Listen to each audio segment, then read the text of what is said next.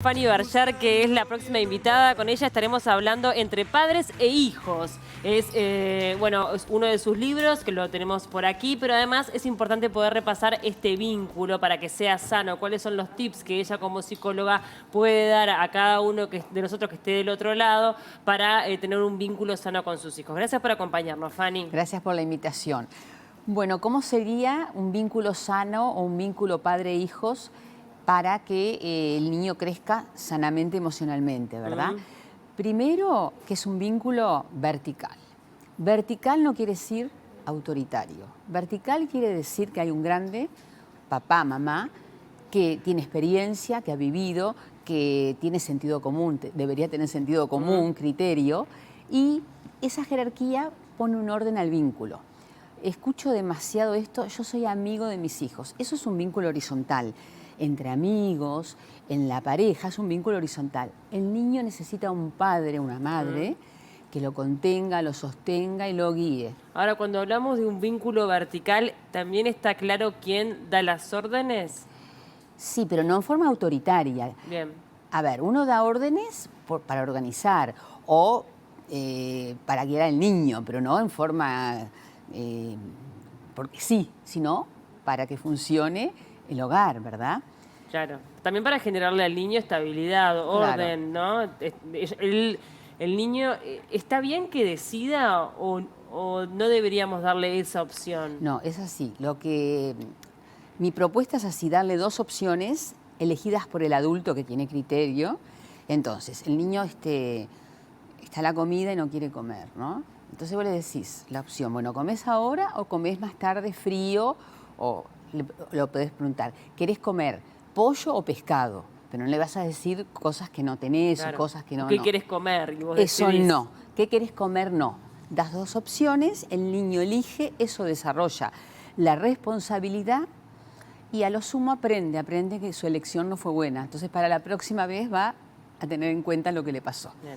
O sea que vínculo vertical, esto es importante, no quiere decir autoritario. Mira, cuando uno entra a un negocio, a una oficina, y el encargado, el coordinador no está, vos te das cuenta porque hay un desorden. Entonces, esto es como una guía para que funcione bien. Bien. Segunda característica, el vínculo padre-hijo es circular. Todos los vínculos son circulares. Si yo vengo con mala cara, vos me vas a contestar más o menos parecido. Si yo vengo alegre, vos vas a tener simpatía por mí.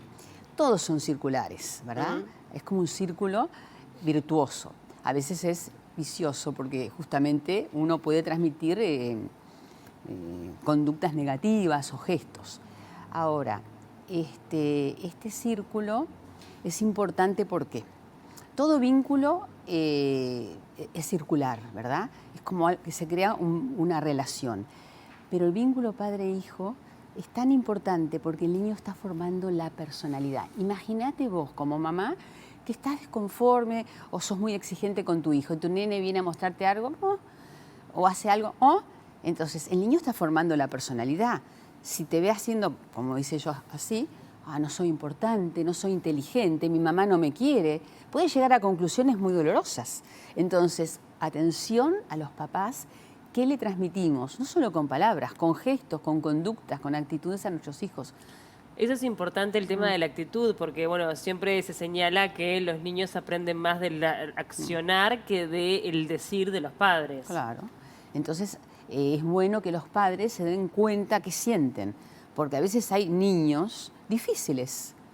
Entonces, estar atentos, bueno, estoy enojada con él, me siento impotente, bueno, aceptar esas sensaciones, esas emociones que a veces son displacenteras para no actuarlas. ¿Por qué?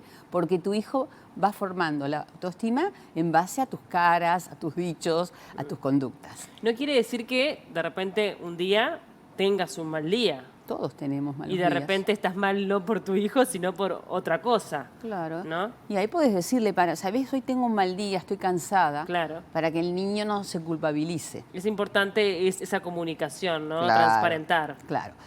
Y es un vínculo único, irrepetible. ¿Qué quiere decir esto? Un niño nace en determinado momento de la vida del padre, de la madre, pero nace con un temperamento. El bebé tiene temperamentos. Entonces, suponete un niño inquieto con una madre que está pasando un mal momento. La disponibilidad afectiva de esa madre está en descenso. Entonces puede haber como un cortocircuito, ¿no? Emocional. O un niño tranquilo con una madre tranquila. Entonces ahí es más fácil el encuentro. Pero por eso los hermanos tienen muchos celos, porque se comparan. Y es verdad que hay hijos preferidos, pero lo preferido es porque hay sintonía entre los temperamentos del padre y del hijo y el momento que nació. No es lo mismo tener un hijo en un momento de tranquilidad, que estás más o menos encaminada, que en un momento de crisis. Claro. Entonces es único el vínculo. Y ahí vienen los reclamos de los hermanos. Querés más a fulano, te llevas mejor con él. Y bueno, hay hijos preferidos, la ¿Cómo verdad. no hacer esa diferencia? Porque es verdad, de repente tiene que ver más con la afinidad, no con el cariño o el amor, que el amor es el mismo, obviamente. Y eso hay que decirlo, Paula. Yo te quiero, a vos, a tu hermano. Lo que pasa es que tu hermano, por ejemplo, es más tranquilo y me obedece. Vos siempre estás en la contra, siempre hay que repetir las cosas para que el amor sea dicho y expresado en forma muy clara. Pero me es más fácil con él por decir por qué.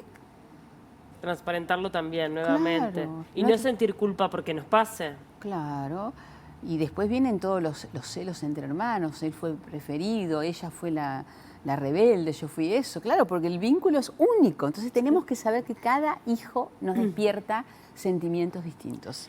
También me parece que es interesante prestar atención, y esto obviamente lo sabrás desarrollar mejor tú que yo, a las etiquetas. Porque los seres humanos evolucionamos y cambiamos. Claro. Entonces, lo que de repente un niño es inquieto en su momento, después cuando tiene otra etapa donde es tranquilo, o tiene otra etapa donde no le gusta leer, y después es una persona que, o sea, vamos, a medida que vamos creciendo, nos vamos transformando. Por suerte, ¿no? Tenemos la posibilidad de reparar y cambiar para bien. Las Entonces- etiquetas hacen mucho daño, entonces hay que distinguir la conducta del niño.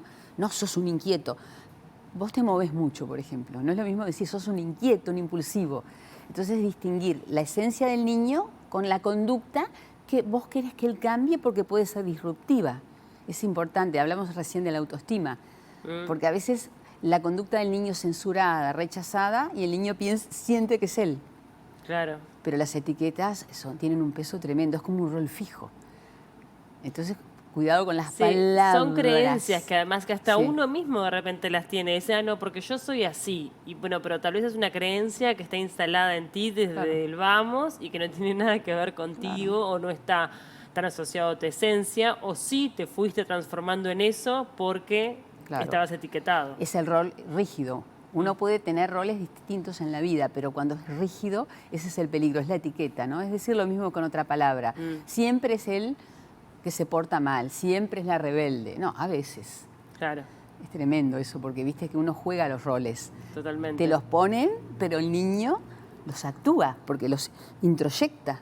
Claro que sí. ¿Y eso en definitiva genera comodidad, el que cada uno dentro de una familia ocupe un rol? Depende. Si el rol es muy rígido y es una familia muy estructurada, no es bueno.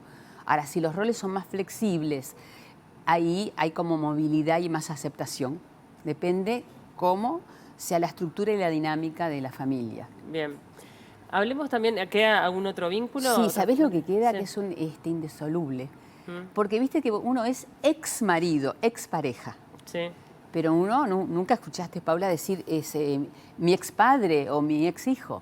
A veces los padres y los hijos Tiene mal vínculo, sí. tienen mal vínculo o no tienen vínculo, o se ven una vez cada 10 años.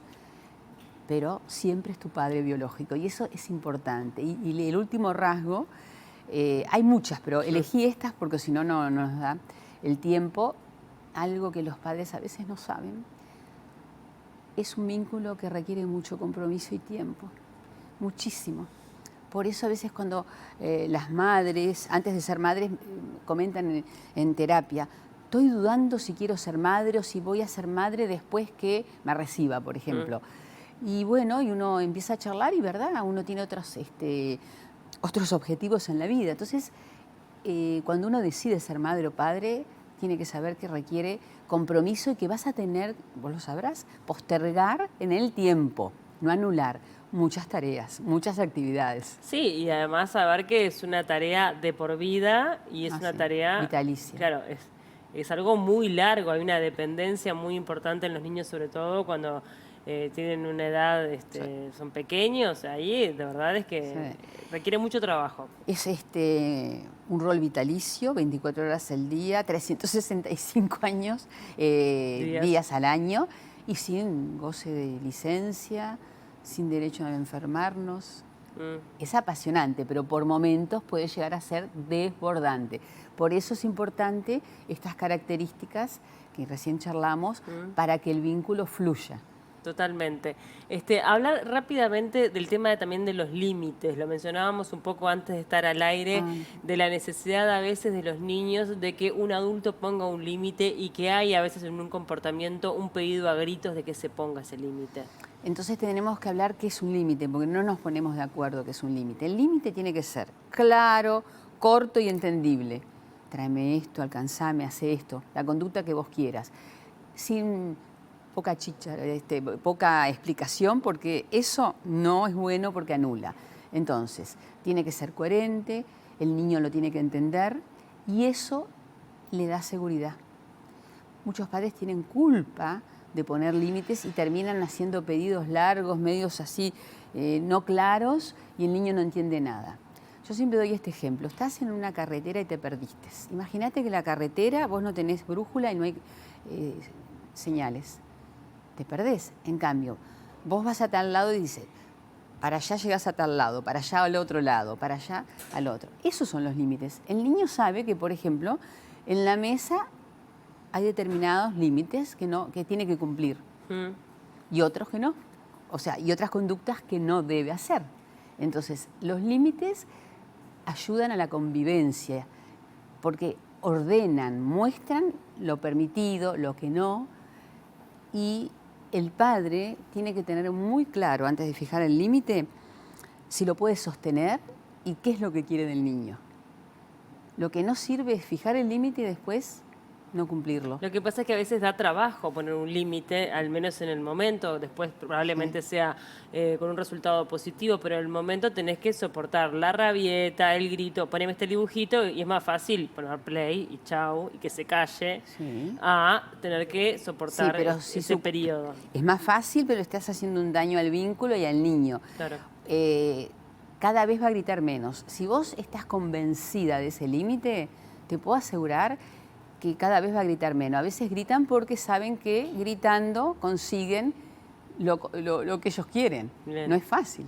Para seguir ahondando un poquito más sobre toda esta temática que estamos hablando con Fanny Barjar, pueden adquirir este libro, Entre Padres e Hijos, en busca del vínculo perdido. Este libro está disponible en todas las librerías. Editorial Planeta, en todas las librerías, online también, sí. Bien. Muchísimas gracias Fanny, por esta charla. La verdad que es muy interesante. Siempre es un gusto verte. Gracias por acompañarnos. Muchas gracias por la invitación. Hacemos una breve pausa.